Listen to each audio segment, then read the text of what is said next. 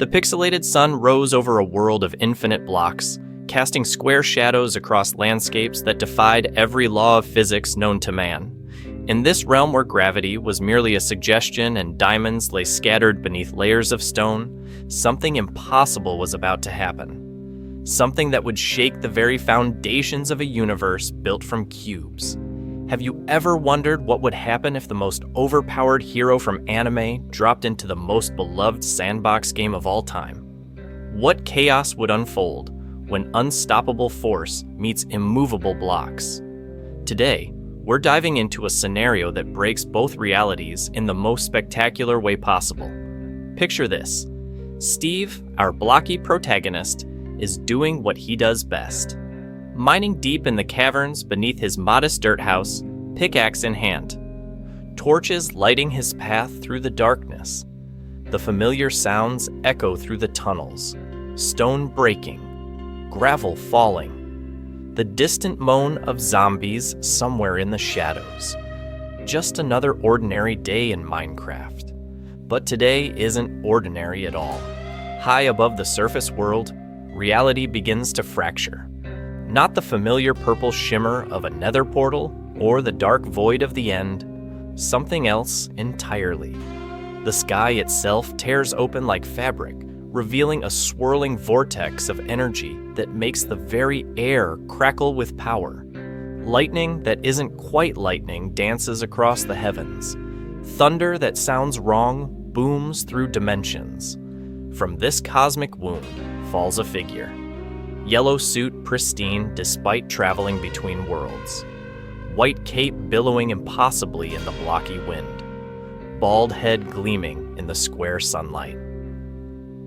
He plummets toward the earth with casual indifference, as if falling through interdimensional rifts was just another mundane Tuesday activity.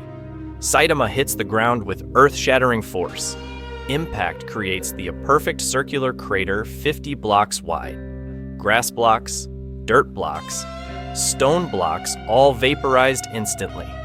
The shockwave ripples outward, flattening trees, launching sheep into the stratosphere, and causing every chicken within a 1,000-block radius to simultaneously lay eggs in panic. Our hero stands up, dusts off his yellow suit with the same expression he might wear while contemplating what to have for lunch.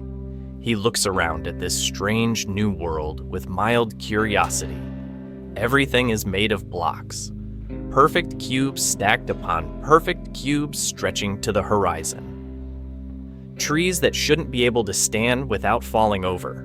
Water that flows in impossible patterns. Physics that make absolutely no sense whatsoever. But Saitama has seen weirder things, much weirder things. He scratches his bald head and takes his first steps into this cubic reality.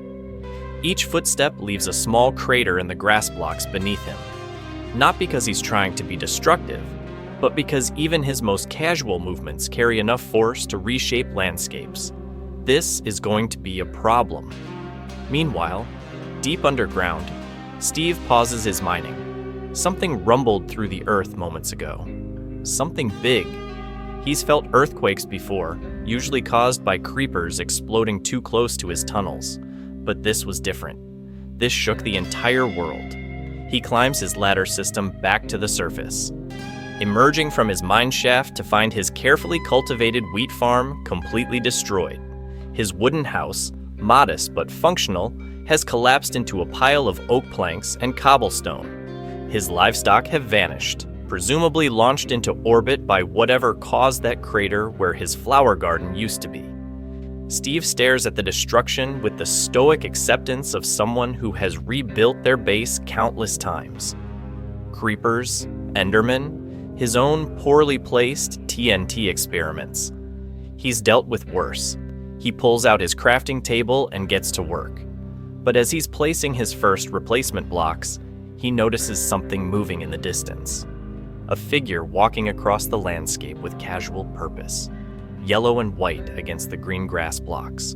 And wherever this figure steps, the ground cracks slightly, leaving a trail of barely contained destruction. Steve, being the curious sort who explores ancient temples and battles dragons for fun, decides to investigate. He crafts some bread, grabs his iron sword, and sets off toward this mysterious visitor. The first meeting between these two unlikely characters happens near a village. One of those randomly generated collections of houses where villagers go about their simple lives, trading emeralds for enchanted books and making their strange humming sounds. Saitama has wandered into the settlement, fascinated by these blocky people who seem completely unfazed by his presence. A villager approaches him, making excited trading gestures.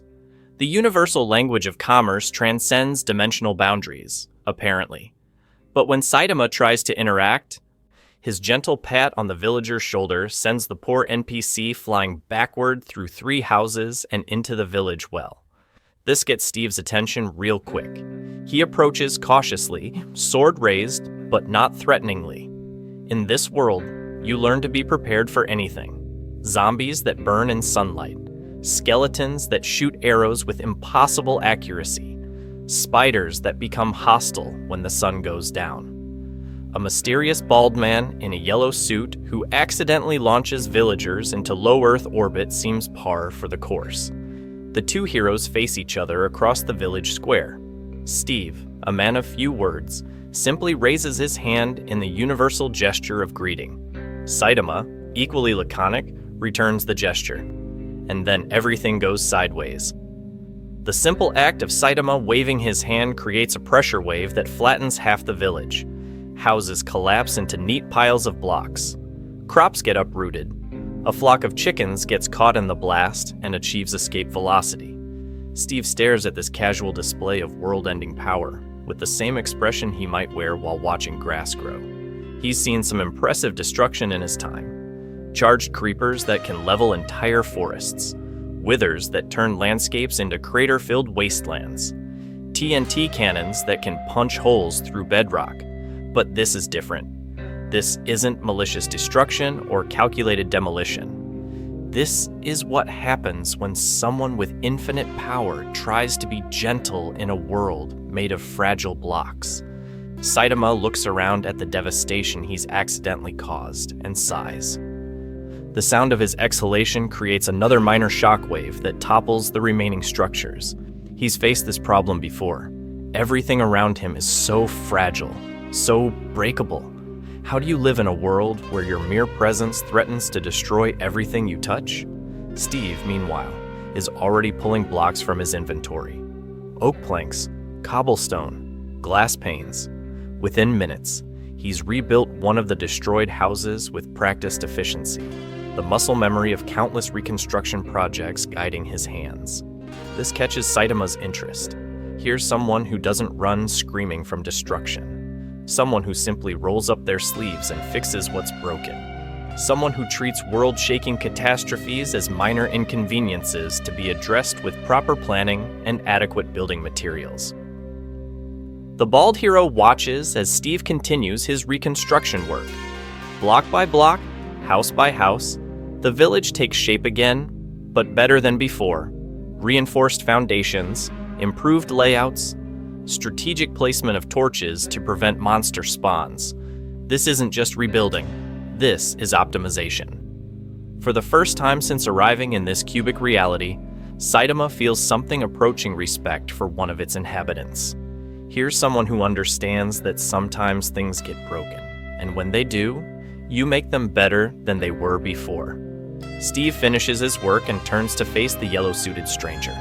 Without words, he pulls out his crafting table and begins creating something new. Wood becomes planks. Planks become sticks. Sticks and cobblestone become tools.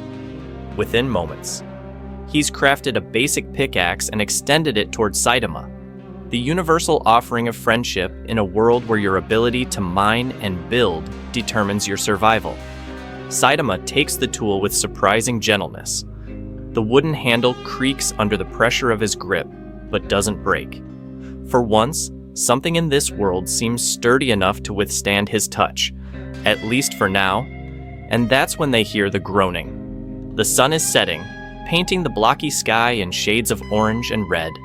Night is falling over the Minecraft world, and with darkness comes danger. The familiar sounds begin echoing across the landscape.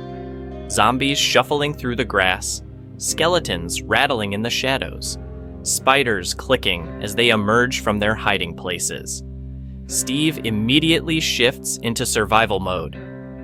He's done this dance countless times. Monsters spawn in the dark, and you either fight them or hide from them. He pulls torches from his inventory, placing them strategically around the village to create pools of light that will keep the hostile mobs at bay. But Saitama just stands there, looking mildly curious about these new arrivals shambling toward them across the darkening landscape. He's faced monsters before. Giant creatures that threaten to destroy entire cities. Cosmic entities that could remake reality with a thought. Underground organizations of villains with powers beyond imagination. These green-skinned zombies, shuffling toward them at the speed of continental drift, don't seem particularly threatening. The first zombie reaches Saitama just as Steve is placing his final torch. The undead creature raises its blocky arms, moaning with digital hunger, and swipes at the bald hero with all the menace of a particularly aggressive houseplant. Saitama looks down at the zombie with mild interest. He's never seen an undead creature quite like this before. Usually monsters in his world were either terrifying cosmic nightmares or ridiculous parodies of terrifying cosmic nightmares. This thing splits the difference nicely. The zombie swings again, its pixelated fist connecting with Saitama's chest in what would normally be a devastating blow, capable of dealing significant damage to any player caught without proper armor. Instead, the zombie's entire arm disintegrates on impact. The undead creature stares at its missing limb with what might be confusion if zombies were capable of complex emotions. It tilts its blocky head, processes this new information with the speed of dial-up internet, and promptly explodes into a shower of experience orbs and rotten flesh. Saitama blinks once. He hadn't even tried to attack it. The zombie had simply destroyed itself against his passive ability like a soap bubble popping against a mountain door. Around the village, more monsters are spawning. Skeletons emerge from the shadows, their bones clicking rhythmically as they draw their bows. Creepers materialize near the wheat fields, their distinctive hissing sound building toward explosive crescendos. Spiders descend from impossible angles, their red eyes gleaming in the torchlight. Steve draws his iron sword and prepares for battle. This is the nightly ritual of Minecraft survival.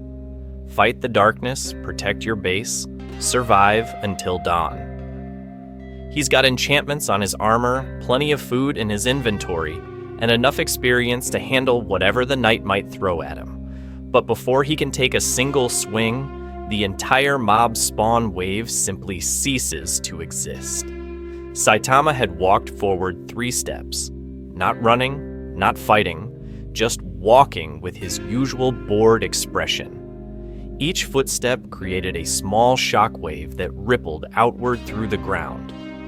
When these waves reached the approaching monsters, they didn't just kill them. They erased them so completely that even the experience orbs forgot to drop.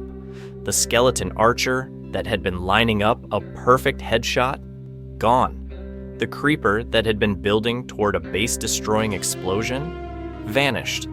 The entire spider that had been rappelling down from a tree returned to whatever digital void spawned it. In 30 seconds, Saitama had cleared every hostile mob within a 1,000-block radius without throwing a single punch. He'd simply walked in their general direction and let physics handle the rest. Steve lowers his sword and stares across the now peaceful landscape. In his years of playing this game of survival, he's developed strategies for every threat. Underground bunkers for creeper explosions, moats of lava for zombie hordes, sky bridges for avoiding ground-based mobs entirely. But he's never encountered a solution quite this comprehensive. Saitama stops walking and looks around at the empty village.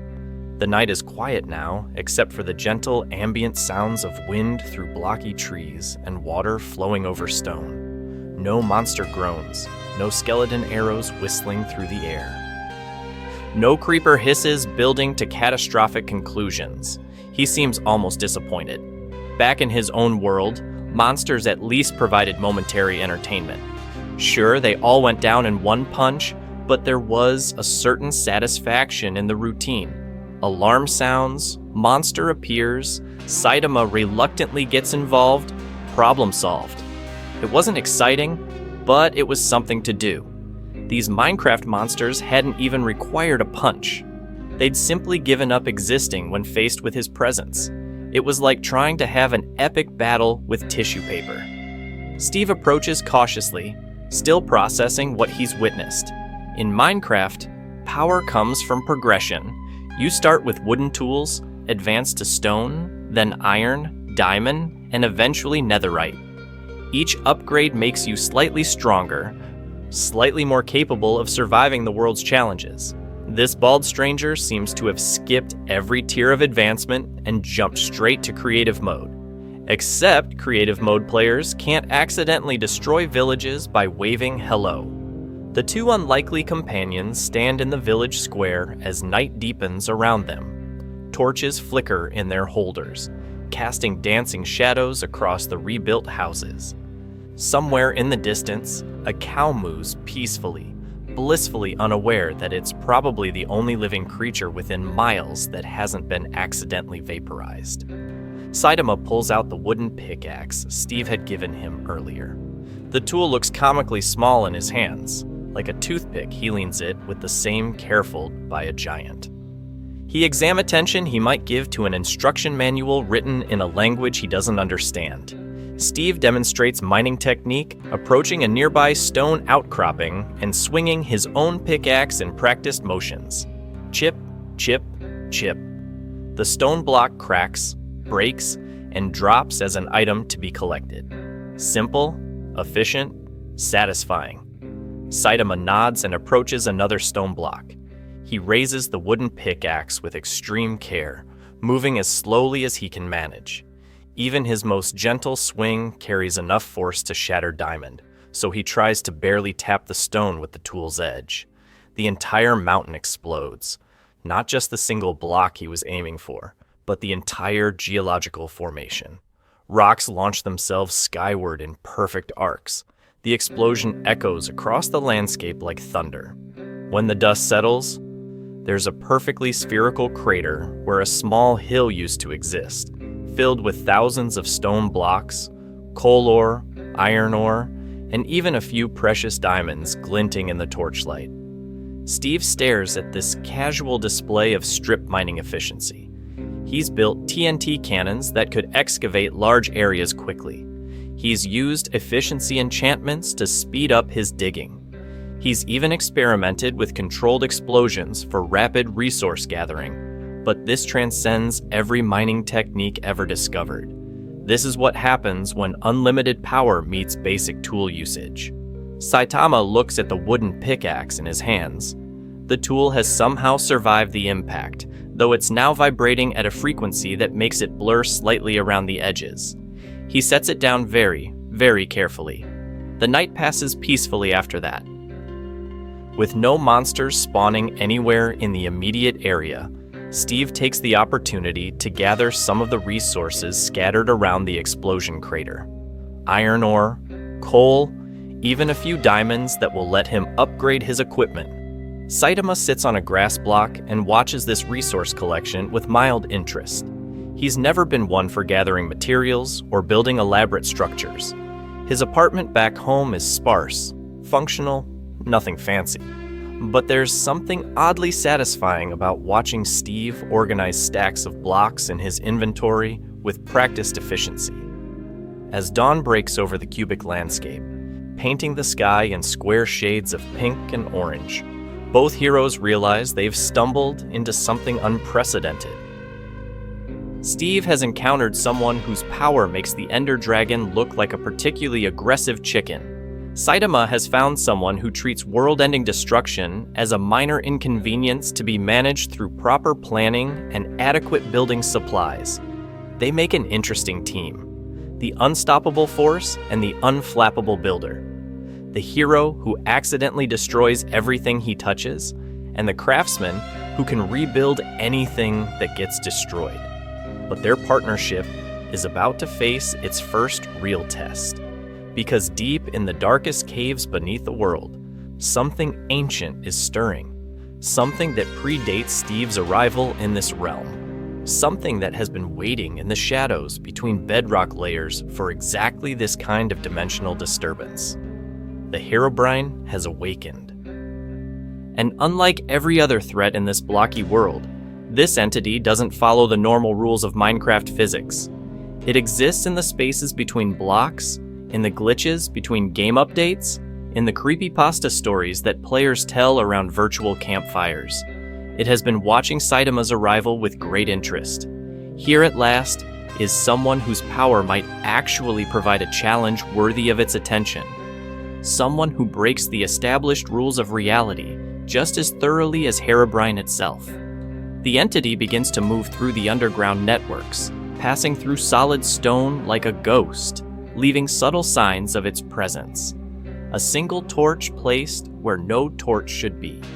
A perfect 2x2 tunnel carved through solid rock with impossible precision. Eyes that glow white in the darkness for just a moment before disappearing. Steve notices these signs first.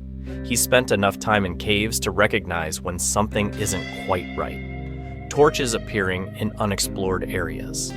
Structures that seem too perfect, too deliberate to be natural generation. The feeling of being watched from the shadows. He tries to explain this to Saitama through gestures and careful block placement, creating simple pictographs in the dirt to convey the concept of something dangerous lurking in the depths.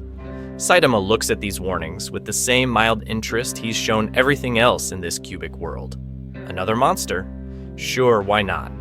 Maybe this one will last longer than the others before accidentally destroying itself against his presence.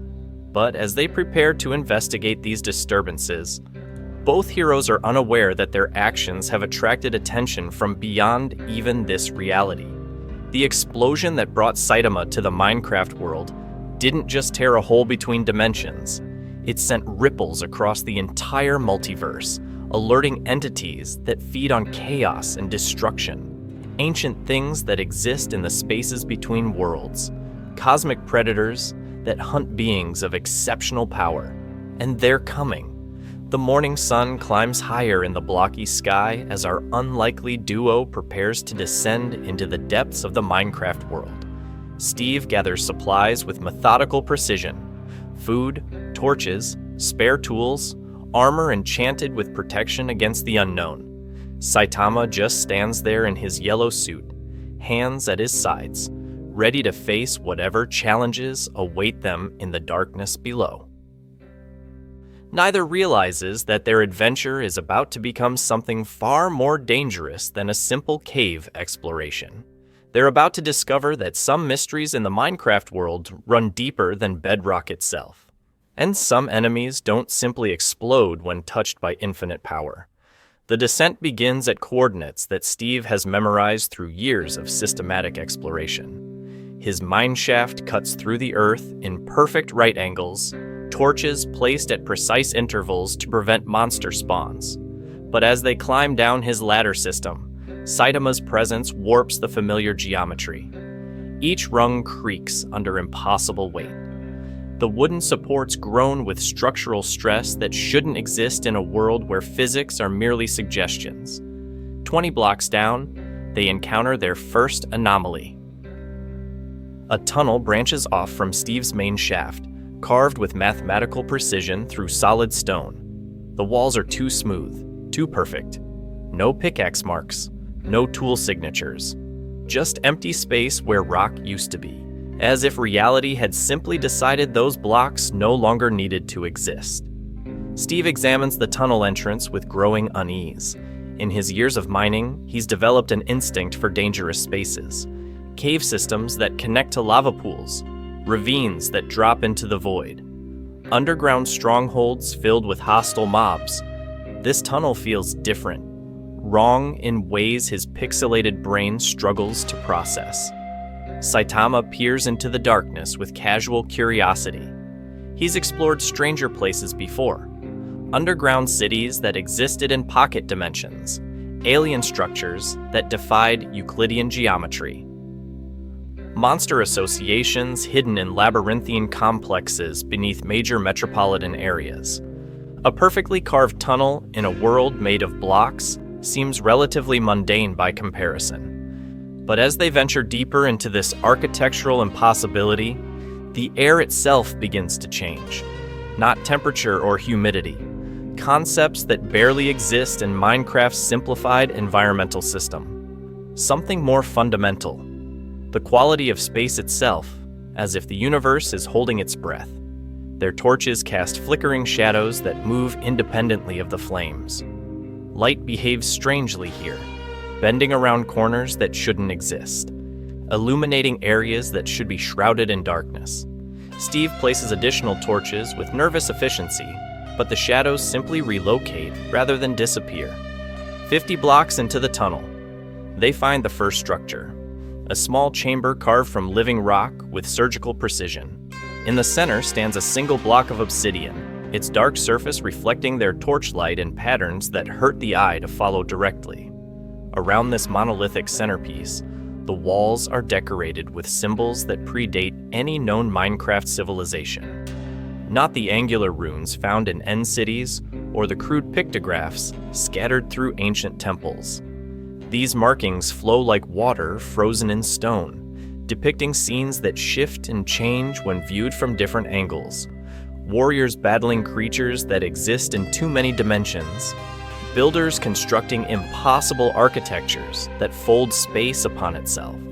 Heroes falling from great heights into realities that remake in them their own image.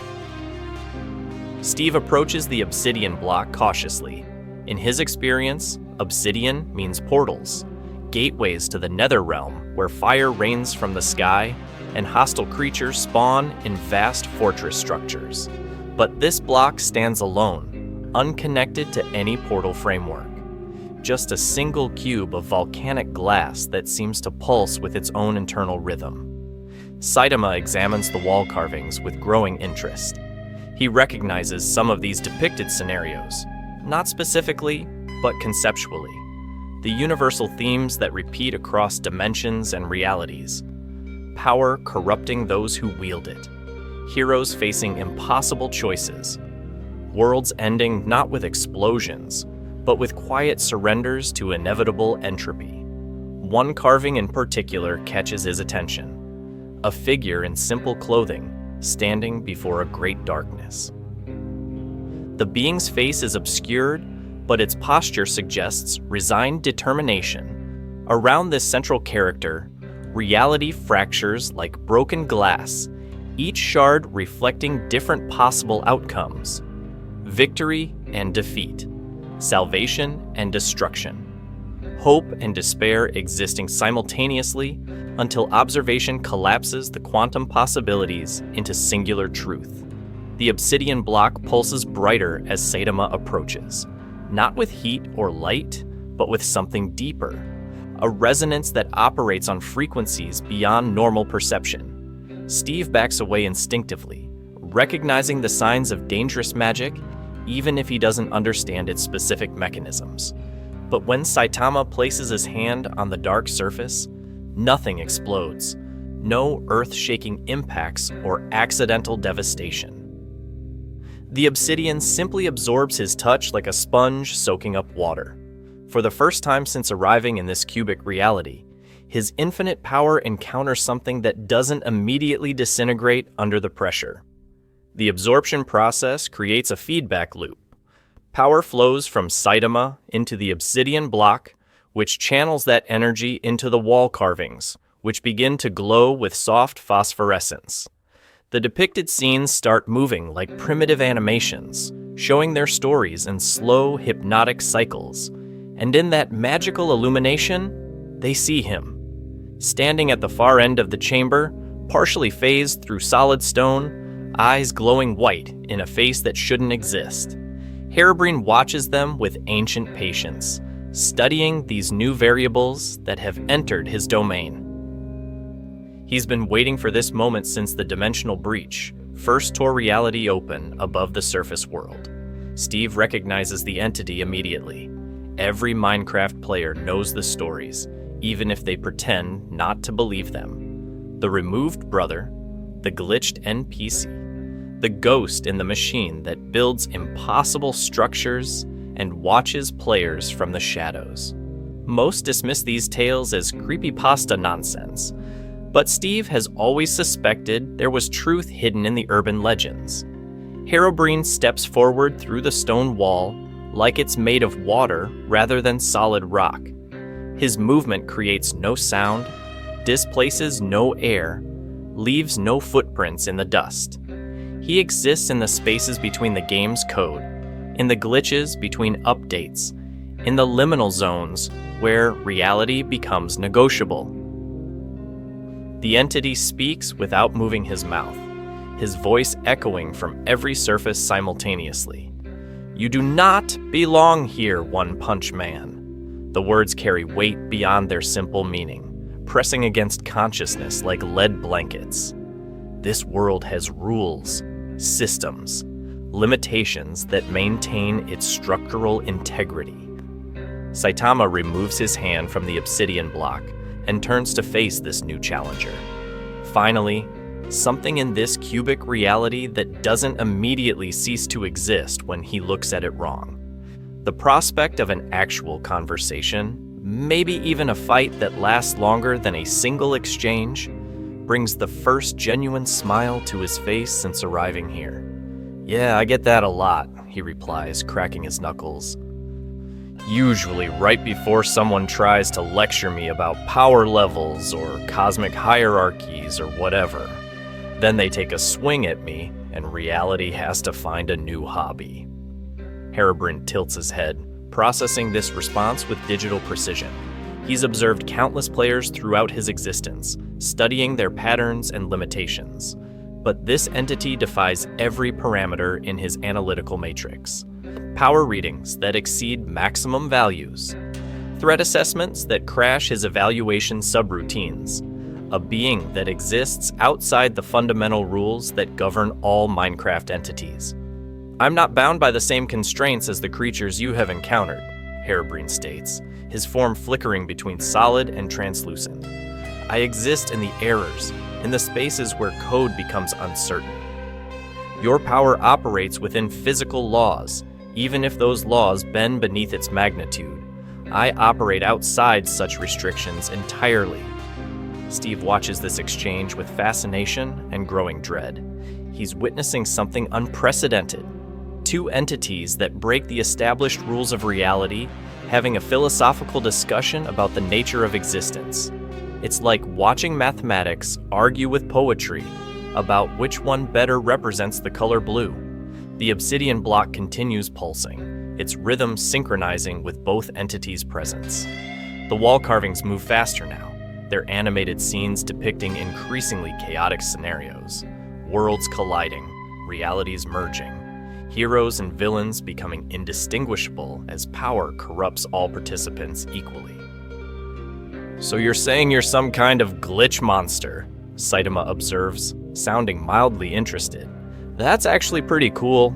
Most of the weird entities I fight are either cosmic horrors that want to destroy everything or underground organizations plotting world domination. A computer error with delusions of grandeur is refreshingly different." Herobrine's eyes flare brighter at this casual dismissal. Throughout his existence, he has been feared, respected, occasionally worshipped by players who understood his true nature. But never has he been compared to a mere software bug with aspirations beyond its programming. "I am the shadow of this world's creator," he declares, his voice carrying harmonics that make the stone walls vibrate. The dark reflection of infinite possibility. Where he builds, I unbuild. Where he creates order, I introduce elegant chaos. I am the question mark at the end of every certainty. Saitama nods thoughtfully. "That's a pretty elaborate way of saying you're a cosmic vandal. Look, I've fought guys who claim to be gods, guys who claim to be devils, guys who claimed to be the fundamental forces of nature itself. They all had impressive speeches about their cosmic significance right up until they went down in one punch. The entity phases through the floor and emerges directly in front of Saitama, close enough that their faces almost touch. At this proximity, his digital nature becomes apparent. Pixels that shift and reorganize themselves in patterns that shouldn't be possible. Code made manifest in three-dimensional space. A being that exists as pure information wearing the mask of physical form. "Your power is impressive," Herobrine admits, his voice dropping to a whisper that somehow echoes louder than his previous declarations. But power without understanding is merely destruction. You shatter obstacles without comprehending their purpose. You solve problems by eliminating them rather than addressing their underlying causes. Steve finds himself nodding involuntarily. He's witnessed Saitama's approach to problem-solving firsthand. Zombies threatening the village, accidentally vaporize every hostile mob in a 1,000-block radius. Mining operation going slowly, explode an entire mountain and sort through the debris later. It's effective, but hardly elegant. "I offer you a different path," Herobrine continues, extending one pixelated hand toward the bald hero. "Join with me. Let me show you how power can be applied with precision rather than brute force. Together, we could remake this world into something truly magnificent. Perfect order balanced by perfect chaos. Creation and destruction dancing in eternal harmony." The obsidian block pulses faster, its dark surface beginning to crack under the strain of channeling so much mystical energy. The wall carvings blur into incomprehensible motion, their stories becoming abstract patterns of light and shadow. Reality itself seems to hold its breath, waiting for Saitama's response. For a moment, the bald hero actually considers the offer. Not because he's tempted by power or cosmic significance, but because he's genuinely curious about what this entity represents. A being that exists in the spaces between code and reality, wielding abilities that operate outside conventional physics. It might actually provide the challenge he's been seeking across multiple dimensions. But then he remembers the villagers, the simple, blocky NPCs going about their peaceful lives until his casual wave accidentally launched them into orbit. The zombie that destroyed itself simply by touching him. Steve's patient reconstruction of the damaged village, building it back better than before. Sometimes the most profound answers come from the simplest observations. "Nah," Saitama says, stepping back from the extended hand. "I've tried the whole remake the world thing before. It never works out the way you expect. Plus, Steve here seems to have things pretty well figured out already. Building stuff, fixing stuff, making sure everyone has enough food and proper lighting to prevent monster spawns. That's real heroism right there." Herobrine's form flickers with what might be anger or disappointment. Throughout his existence, no one has ever chosen a simple builder over his offers of cosmic transcendence. The rejection strikes at something fundamental in his nature, challenging assumptions he's held since his first emergence from corrupted code. "You choose mundane mortality over infinite possibility?" he asks, his voice carrying genuine confusion. "You would rather place blocks and 10 crops than reshape reality itself according to your will?" Saitama shrugs. "Honestly? Yeah, infinite possibility sounds exhausting. I've been dealing with infinite power for years now, and it's mostly just boring. Everything dies in one punch. Every problem gets solved by accident. There's no challenge, no growth, no real satisfaction in any of it." He gestures towards Steve, who is carefully examining the cracking obsidian block with professional interest. But this guy, he makes things. He solves problems through planning and effort and actual skill. When his village got destroyed, he didn't reality warp it back into existence. He rolled up his sleeves and rebuilt it block by block, making improvements along the way. That's way more impressive than anything I've ever done. The obsidian block suddenly explodes into fragments, unable to contain the conflicting energies flowing through it. But instead of the devastating blast that should have leveled the entire chamber, the explosion unfolds in slow motion. Each shard of volcanic glass suspended in air like frozen raindrops. Herobrine moves through this temporal distortion with fluid grace, his form shifting between solid and digital as he processes this unexpected philosophical challenge. He spent eons believing that power was the ultimate answer to all questions.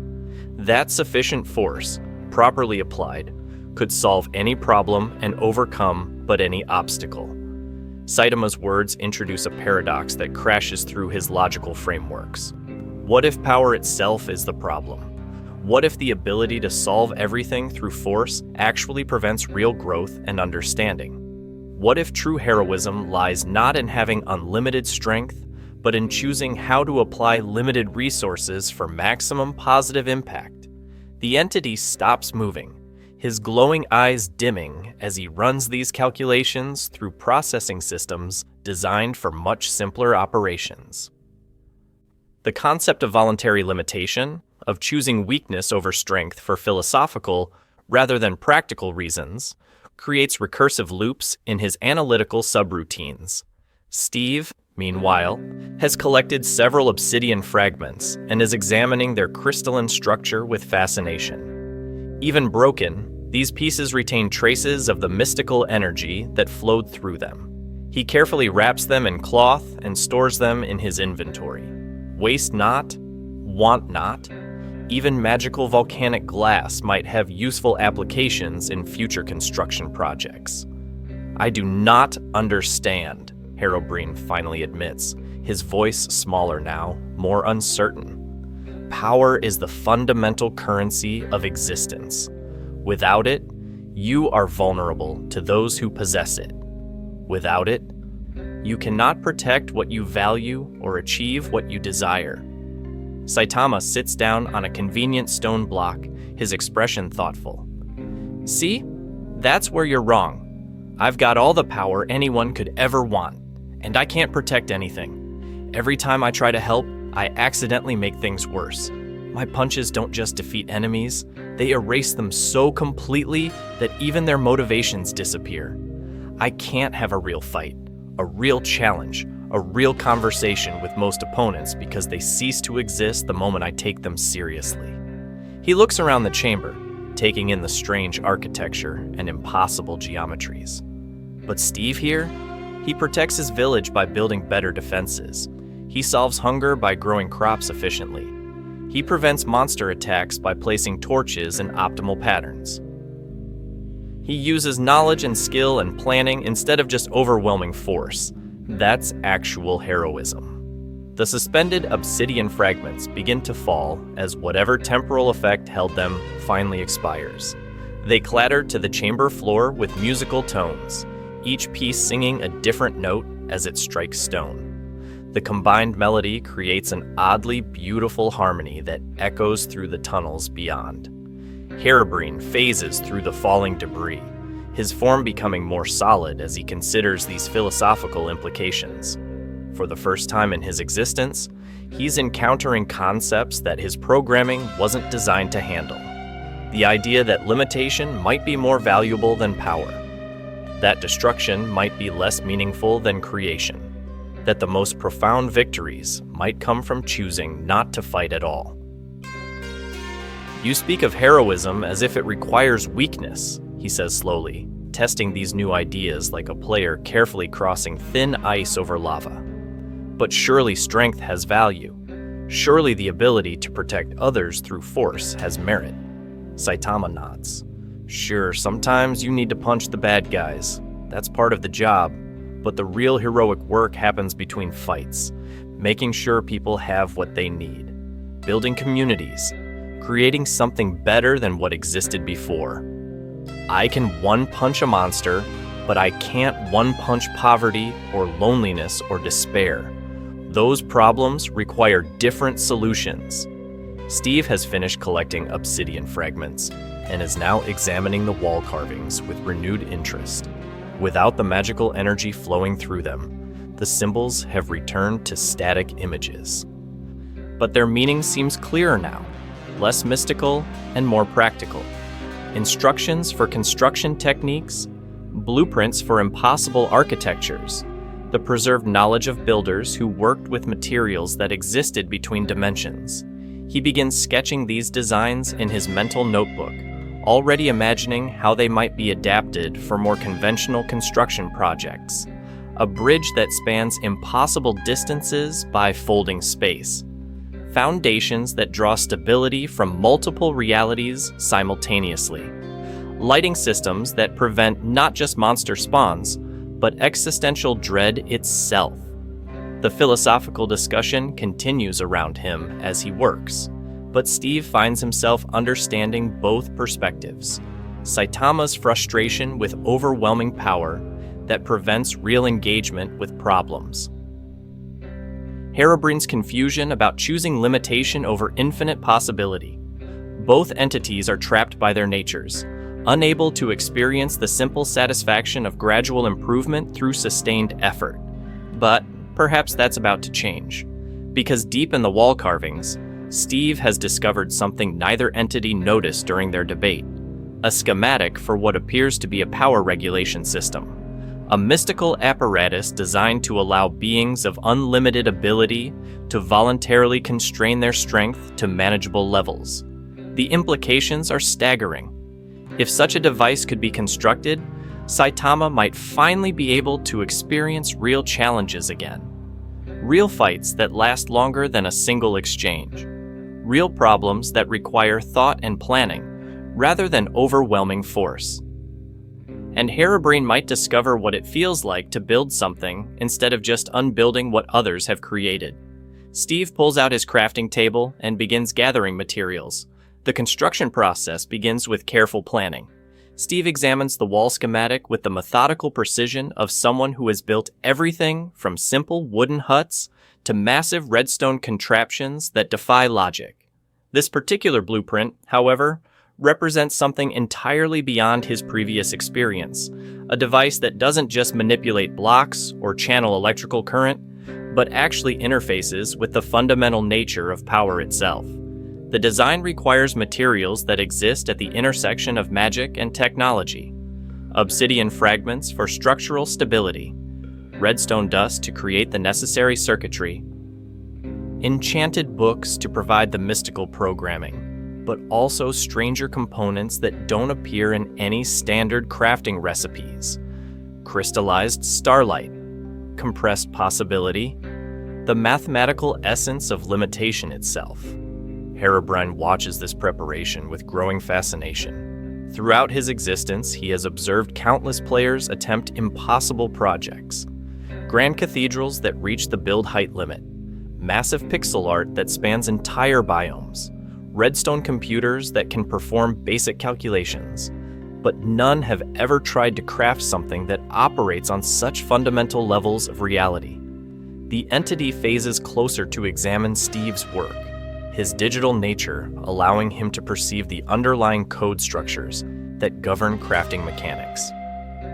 What he sees defies his understanding of how the game's systems should function. The blueprint isn't just describing physical construction. It's outlining alterations to the basic rules that define how power flows through dimensional space. Saitama, meanwhile, sits patiently on his stone block and watches the proceedings with mild curiosity. He's seen plenty of mad science projects in his time. Underground laboratories where scientists tried to replicate his strength through chemical enhancement. Government facilities attempting to weaponize his DNA. Alien technologies designed to steal or redirect his power for conquering purposes. Most of these experiments ended badly, usually with explosions that required significant cleanup efforts and awkward conversations with authorities about property damage. But there's something different about Steve's approach. No megalomaniacal laughter. No dramatic speeches about reshaping the world. Just careful measurement and patient crafting, treating universe-altering construction as another Tuesday afternoon project. The first component Steve creates is a resonance chamber carved from the obsidian fragments. Using techniques inspired by the wall carvings, he shapes the volcanic glass into geometric forms that shouldn't be possible with standard tools. angles that add up to more than they should, surfaces that reflect light from dimensions that don't technically exist, a container designed to hold abstract concepts rather than physical materials. Herobrine extends his hand toward the chamber, allowing his digital essence to flow into its crystalline structure. For the first time since his emergence from corrupted code, he experiences something resembling physical sensation. The obsidian's faceted surfaces channel his energy into specific patterns, organizing his chaotic nature into something approaching coherent purpose. The sensation is remarkable. Instead of existing as pure possibility without constraint, he finds himself temporarily bound by the chamber's geometric limitations. His consciousness still spans multiple dimensions, but now it has focal points, specific coordinates where his attention can concentrate rather than dispersing across infinite potential outcomes. Steve nods approvingly at the chamber's performance and moves on to the next component, a regulation matrix constructed from redstone dust arranged in patterns that mirror the wall's most complex symbols. The circuits pulse with energy that flows according to rules that predate conventional physics, creating feedback loops that monitor and adjust power output in real time. This proves more challenging to calibrate.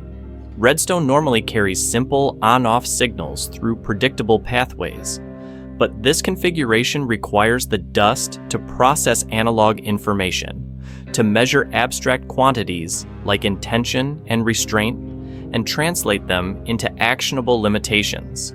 The first few attempts produce interesting failures, circuits that explode when they encounter concepts too complex for their processing capacity, dust patterns that achieve sentience for brief moments before realizing their impossible nature and voluntarily dispersing. Power flows that become so tangled in their own logic loops that they achieve a form of digital enlightenment and ascend to higher computational planes.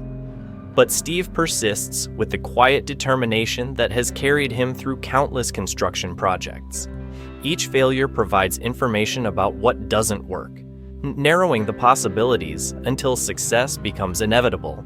He rebuilds the regulation matrix 7 times, each iteration incorporating lessons learned from the previous attempt's spectacular malfunction. By the 8th iteration, the redstone circuits achieve stable operation. The dust glows with steady light that shifts through colors not found in any standard spectrum. Mathematical concepts made visible.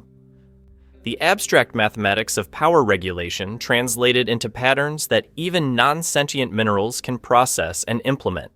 Saitama watches these developments with increasing interest. The idea of voluntary limitation appeals to him in ways he's still processing. For years, he's lived with the knowledge that every problem has the same solution. Apply overwhelming force until the problem ceases to exist. It's effective but ultimately unsatisfying, like using a nuclear weapon to crack an egg. The possibility of choosing how much strength to apply to any given situation opens up entirely new categories of experience. Fights that could last more than a single exchange.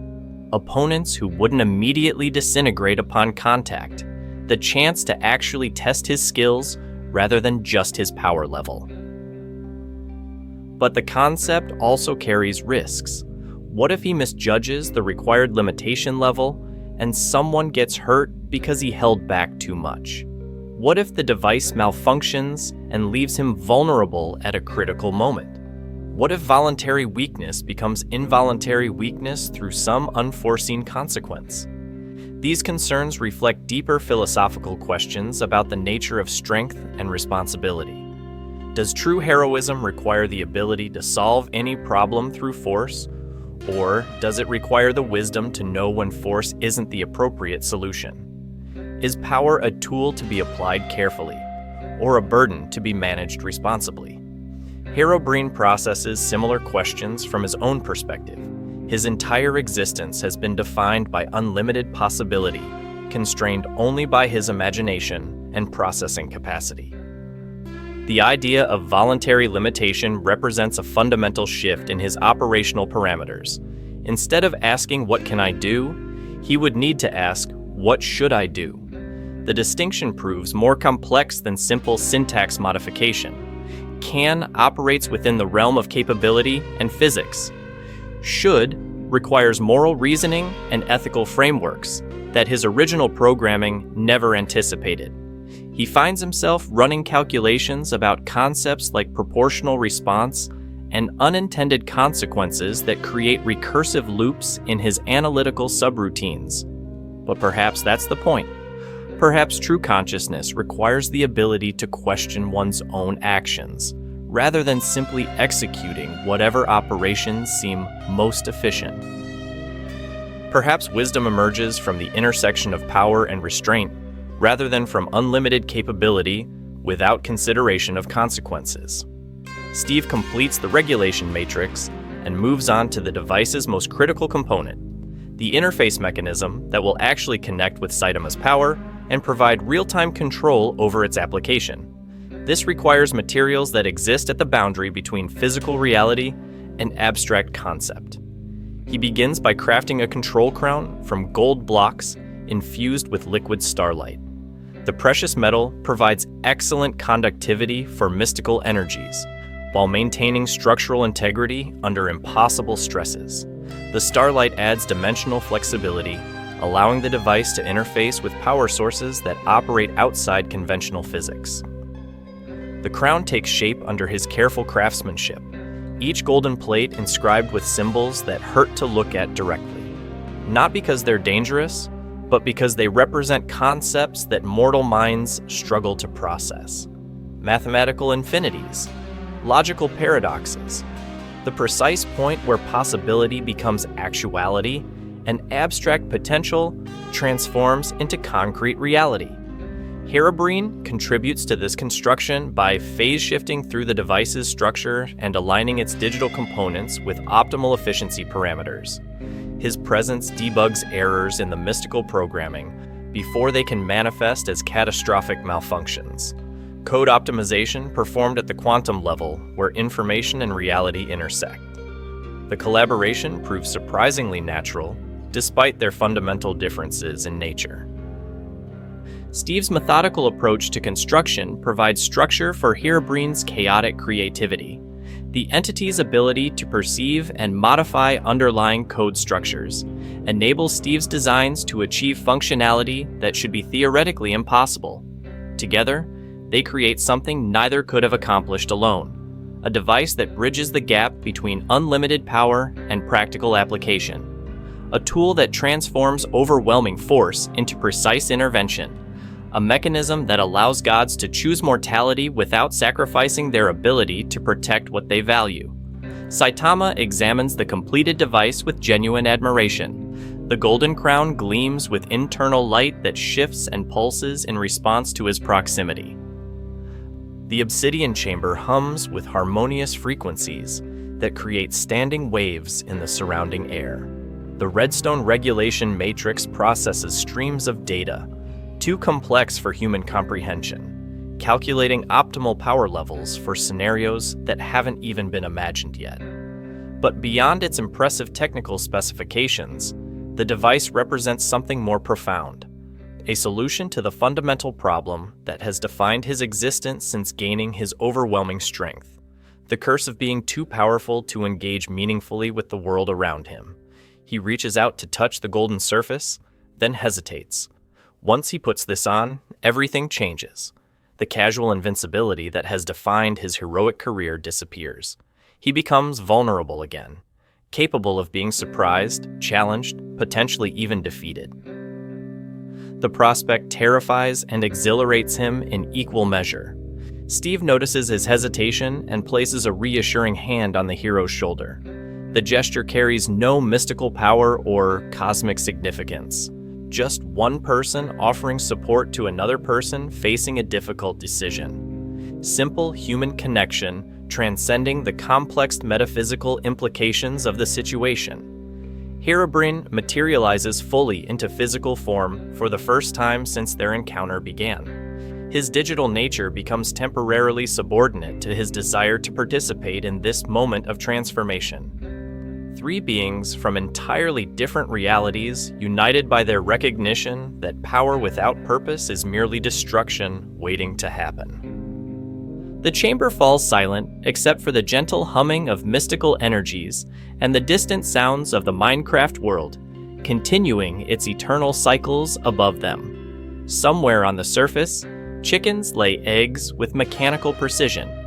Cows graze on grass that regrows itself according to algorithmic schedules. The sun moves across the sky in its predetermined arc, marking time in a reality where time itself is negotiable. But down here in this impossible chamber, three entities prepare to attempt something unprecedented: the voluntary limitation of unlimited power. The conscious choice to embrace weakness for the sake of meaningful engagement with existence. Saitama lifts the golden crown and places it carefully on his bald head. The world explodes into sensation. Not physical explosion, but a cascade of awareness as the device interfaces with his power and begins mapping its infinite dimensions. Every punch he's ever thrown, every problem he's ever solved through overwhelming force, every moment of boredom and frustration caused by challenges that ended before they could properly begin. The regulation matrix processes this information at speeds that approach instantaneous, while maintaining precision that approaches perfection. Power levels calculate and recalculate as the device learns the full scope of what it needs to manage. The task proves monumentally complex, like trying to measure the ocean with a teaspoon or count infinity with finite mathematics. But gradually, control emerges from chaos. The Crown's interface systems establish communication protocols with Saitama's consciousness, creating mental controls that allow him to consciously adjust his strength output. Not just on-off switches, but precise rheostats that can dial power levels from cosmic-destroying maximum down to normal human baseline. For the first time in years, Saitama feels genuinely vulnerable. His casual invincibility has been replaced by conscious choice. He can still access his full power if necessary, but now he must actively decide to do so, rather than having it as his default state. The sensation proves both liberating and terrifying. Freedom from the burden of overwhelming strength, but also loss of the security that burden provided. The ability to engage meaningfully with challenges, but also the risk that those challenges might actually prove challenging. He takes an experimental swing at the empty air. The punch moves at normal human speed with normal human force. No reality warping pressure waves. No accidental destruction of nearby architecture. Just a simple physical motion that accomplishes exactly what it was intended to accomplish, and nothing more. The smile that spreads across his face could power entire civilizations. Herobrine observes this transformation with digital fascination.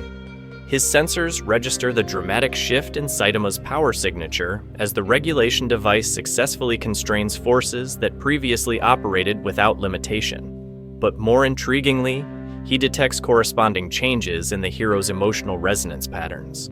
Where before there had been resignation and boredom, now there's anticipation and excitement. The prospect of genuine uncertainty has reawakened something in Saitama's psyche that had been dormant since he first gained his overwhelming abilities. The capacity for growth through challenge, the possibility of failure as a pathway to improvement. Steve nods approvingly at the device's successful activation and begins packing up his crafting materials. Another successful construction project completed. Another impossible problem solved through careful planning and persistent effort. The satisfaction he feels isn't cosmic or mystical, just the quiet pleasure of work well done. But as they prepare to leave this strange chamber and return to the surface world, none of them realize that their actions have attracted attention from forces that operate on scales beyond even their expanded awareness. The dimensional breach that originally brought Saitama to this reality continues to pulse with residual energy. Each use of his regulate ripples across power disturbances that register on instruments the multiverse, creating disks designed to monitor cosmic stability. And in realities both near and far, entities that feed on chaos and destruction begin notice. To take the Minecraft world is about to become much more interesting. The surface world greets them with deceptive tranquility. Dawn breaks across the cubic landscape in shades of orange and pink that paint the sky like a child's watercolor experiment. Birds chirp their algorithmically generated songs, while sheep wander through grass that grows according to mysterious mathematical principles. The peaceful morning scene masks the cosmic significance of what just transpired in the depths below. Saitama emerges from the mineshaft first, his movements noticeably different now that the regulation crown adorns his bald head. Each step lands with normal weight instead of earth-shaking force. His breathing doesn't create pressure waves that flatten nearby vegetation. For the first time since arriving in this blocky dimension, he exists as part of the environment rather than as an unstoppable force threatening to accidentally destroy it. The sensation proves intoxicating. He picks up a flower, marveling at how his fingers can grasp the delicate petals without instantly reducing them to component atoms. He touches the bark of a nearby tree, feeling actual texture instead of watching organic matter disintegrate under impossible pressure. Simple interactions that most beings take for granted become profound revelations when experienced after years of involuntary destruction. Steve follows, his inventory heavy with obsidian fragments and sketches of impossible architectural techniques. Already, his mind races with applications for these new construction methods. Bridges that could span entire biomes without requiring massive support structures. Buildings that exist in multiple dimensions simultaneously, while maintaining structural integrity in each. The possibilities stretch beyond conventional engineering into realms that blur the boundaries between science and magic. Herobrine phases through the Earth last, his digital form flickering between states as he processes the philosophical implications of their underground encounter. The concept of voluntary limitation continues generating recursive loops in his analytical systems. For an entity defined by unlimited possibility, the idea that constraints might enhance rather than restrict meaningful existence represents a fundamental paradigm shift. The morning sun climbs higher, casting sharp shadows across the landscape as the three unlikely companions stand together in the rebuilt village. Around them, the evidence of Saitama's earlier accidental devastation has been completely erased by Steve's methodical reconstruction efforts. Better houses with improved foundations, more efficient crop layouts that maximize yield while minimizing space requirements. Strategic torch placement that creates overlapping zones of safety against monster spawns. But their moment of peaceful reflection shatters as reality itself begins to convulse around them. Ided Saitama in this world. The dimensional breach that originally deposed suddenly flares to life again. Not the controlled portal energy they witnessed in the underground chamber, but something far more chaotic and unstable. The sky tears open like fabric under impossible stress, revealing glimpses of swirling void that exists between universes. Through these cosmic wounds pour entities that defy every law of physics that even Minecraft's flexible reality acknowledges. Creatures of living geometry that exist in too many dimensions simultaneously. Beings of pure mathematics that solve themselves into increasingly complex equations. Predators that feed on the concept of existence itself, leaving behind voids where reality simply forgot to continue functioning. Steve immediately shifts into crisis management mode. He pulls blocks from his inventory with practiced efficiency, constructing emergency shelters and defensive positions with the speed of someone who has faced countless unexpected disasters. His movements carry the calm precision of an expert problem solver who treats reality-threatening crises as particularly challenging construction projects. Saitama's hand moves instinctively toward the regulation crown, his fingers hovering over controls that could instantly restore his overwhelming power. But he hesitates, recognizing an opportunity that might never present itself again. These entities appear genuinely threatening in ways that previous opponents never achieved. For the first time in years, he faces adversaries that might actually require strategy and effort to defeat. The prospect fills him with something approaching joy. The first creature to fully manifest resembles a crystalline spider the size of a building, its faceted legs refracting light into patterns that cause nearby grass blocks to spontaneously achieve sentience before immediately questioning their own existence and voluntarily ceasing to function. Each step leaves footprints that extend through multiple dimensions, creating holes in reality that reveal glimpses of alien geometries underneath. Behind this geometric nightmare emerges something even more disturbing. A humanoid figure composed entirely of mathematical equations that writhe and shift across its surface like living tattoos. Variables solve themselves into increasingly complex formulas that describe the precise methods required to unmake whatever they touch. Where its attention focuses, objects don't just disappear, but retroactively never existed in the first place. Herobrine analyzes these newcomers with growing alarm. His sensors detect power signatures that operate outside any known physics, even the deliberately impossible physics that govern his own existence. These entities don't just break rules. They consume the very concept of rules and digest them into pure chaos that spreads like a virus through ordered systems.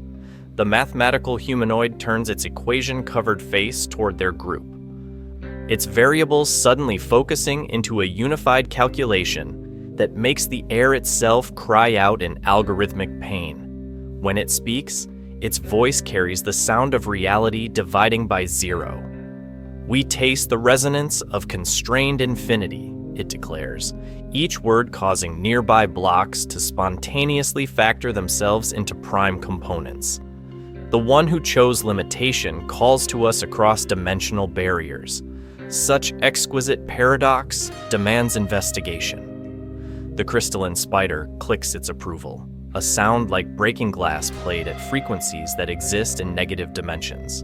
Its multifaceted eyes reflect not just light, but possibility itself, showing infinite variations of the current moment where different choices lead to different catastrophes. More entities pour through the dimensional breaches, a cloud of living darkness that exists in the spaces between thoughts. Geometric forms that sing mathematics so pure it causes listening minds to understand the fundamental futility of existence. Creatures of crystallized time that move through causality like fish swimming upstream through temporal currents. Each new arrival adds to the chaos, their mere presence warping local reality in ways that make Herobrine's digital glitches seem quaint by comparison. The peaceful morning dissolves into surreal nightmare as physics abandons all pretense of consistency and embraces full-scale rebellion against logic. Steve surveys this escalating crisis with the same methodical assessment he might apply to planning a particularly complex redstone contraption. Multiple threats operating according to unknown parameters. Unpredictable environmental hazards that shift faster than conventional countermeasures can address. A classic multivariable problem requiring creative solutions and flexible resource management. He begins constructing rapidly. Not defensive fortifications this time, but something far more ambitious. A massive apparatus that combines the architectural techniques from the underground chamber with practical engineering principles learned through years of surviving impossible situations. Towers that exist in folded space to maximize height while minimizing footprint. Bridges that span not just distance, but dimensional barriers themselves. The mathematical entity notices this construction activity with interest that manifests as differential equations flowing across its surface in increasingly complex patterns. It approaches Steve's building site with movements that follow non-Euclidean pathways through space. The builder constructs solutions from insufficient materials, it observes, its voice causing nearby tools to spontaneously optimize themselves into perfect geometric forms, yet achieves structural integrity through application of principles that transcend available resources. Fascinating methodology. Steve pauses in his work to acknowledge this commentary with a brief nod before returning to his construction. He's learned that most cosmic entities enjoy explaining their nature and motivations at length, usually right before attempting to unmake reality or reshape it according to their own incomprehensible visions. The trick is to keep working while they monologue, using their exposition time to complete whatever project might save everyone. Saitama, meanwhile, faces his first real tactical decision in years. The regulation crown gives him precise control over his power output, allowing him to dial his strength anywhere from normal human baseline up to reality-shattering maximum. But choosing the wrong level could prove catastrophic. Too little power and these entities might overwhelm him through sheer alien weirdness. Too much power and he risks accidentally destroying not just the threats, but the entire dimension they're currently occupying. The crystalline spider approaches him with movements that create rainbow prismatic effects in the air, its multi-dimensional legs stepping through space in patterns that shouldn't be geometrically possible. Up close, he can see that its crystalline structure contains entire miniature universes, each facet reflecting different potential outcomes of their current encounter. You chose weakness over strength. It clicks in harmonics that make reality itself uncomfortable. Limitation over infinity. Such decisions intrigue our collective consciousness. We study entities who make paradoxical choices that defy optimal survival strategies. Saitama cracks his knuckles, the sound somehow more satisfying now that it doesn't accidentally shatter nearby architecture. Yeah, well, optimal isn't always interesting. Sometimes you need to take the harder path just to see what happens. The spider's countless eyes reflect this statement in infinite variations, showing probability cascades where his choice leads to victory, defeat, transformation, or outcomes too complex for conventional categorization. In some reflections, he grows stronger through struggle. In others, he discovers that strength was never the real solution. In still others, the very question of victory becomes irrelevant as new paradigms emerge.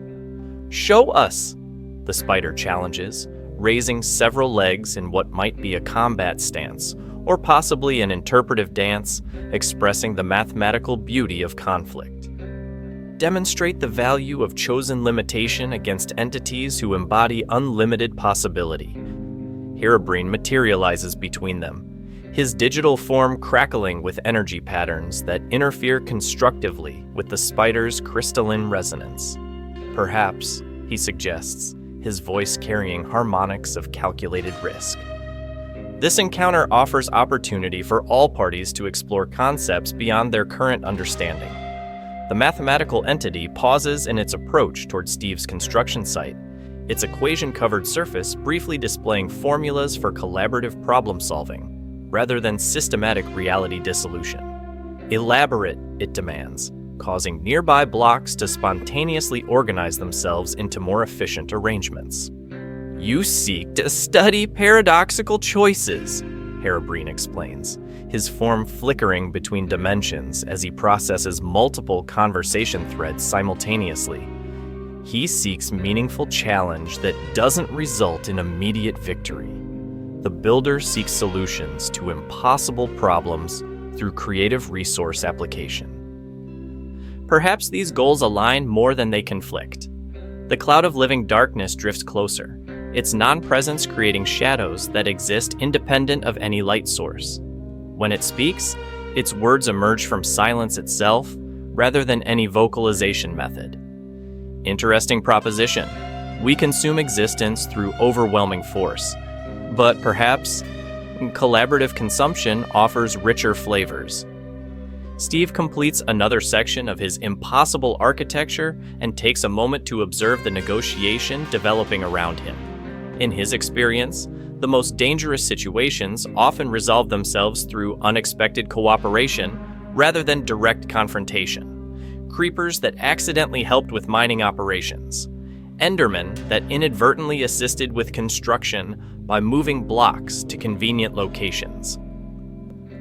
Sometimes the best solution was to redirect destructive forces toward constructive purposes rather than simply opposing them. The crystalline spider considers Herobrine's proposal, its faceted structure refracting the concept through countless probability matrices. Acceptable parameters, it finally clicks. We propose collaborative exploration of limitation versus infinity through controlled conflict scenarios. Victory conditions adjusted for educational rather than existential outcomes. Saitama feels his smile growing wider. The prospect of fights that are designed to be challenging rather than immediately decisive appeals to him in ways he's still discovering. Combat as exploration rather than termination. Conflict as learning experience rather than problem elimination. All right, he says, adjusting the regulation crown to what feels like an appropriately challenging power level. Let's see what happens when unstoppable force meets genuinely immovable objects. The mathematical entity displays equations for fair competition parameters across its surface, variables shifting to account for power regulation, learning curves, and mutual benefit optimization. Agreed. We begin with individual challenges escalating to collective scenarios as participants demonstrate readiness for increased complexity. What follows transforms the peaceful Minecraft landscape into an arena for the most unusual training exercises in multiversal history. Saitama faces opponents who don't simply explode when hit, but adapt and evolve, requiring him to develop actual fighting techniques beyond overwhelming force application.